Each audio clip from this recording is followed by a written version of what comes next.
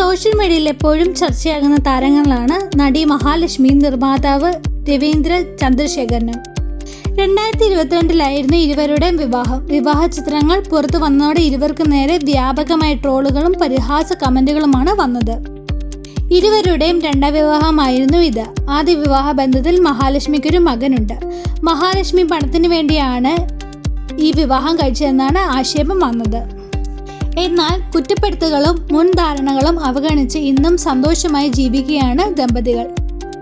മഹാലക്ഷ്മിയെയും രാജീവിനെയും ഒരുമിച്ച് നിൽക്കുന്ന പുതിയ അഭിമുഖമാണിപ്പോൾ ശ്രദ്ധ നേടുന്നത്.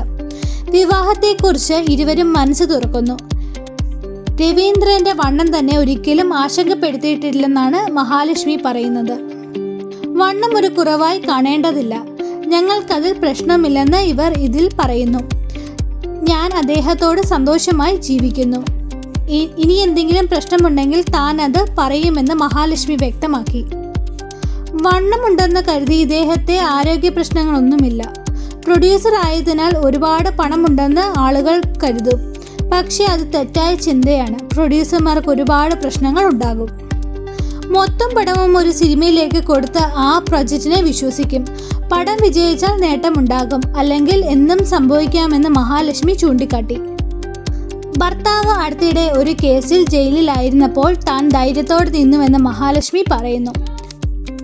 അദ്ദേഹത്തിന്റെ ഭാഗത്ത് തെറ്റൊന്നുമില്ലെന്ന് എനിക്കറിയാം, പക്ഷേ അദ്ദേഹം തെറ്റ് ചെയ്തിട്ടില്ല എന്നും എനിക്കറിയാം. രവീന്ദ്രന് ആത്മവിശ്വാസം നൽകിയത് താനാണെന്ന് മഹാലക്ഷ്മി വ്യക്തമാക്കി. ഈ കഴിഞ്ഞ ബിഗ് ബോസ് തമിഴ് 8ാം സീസൺ രവീന്ദ്രൻ മത്സരാർത്ഥിയായിരുന്നു. തമിഴ് ടെലിവിഷൻ രംഗത്ത് സജീവമാണ് മഹാലക്ഷ്മി. വിവാഹശേഷം പലതവണ ഇരുവരും പിരിയുവാണെന്ന് ഗോസിപ്പുകൾ വന്നിരുന്നു.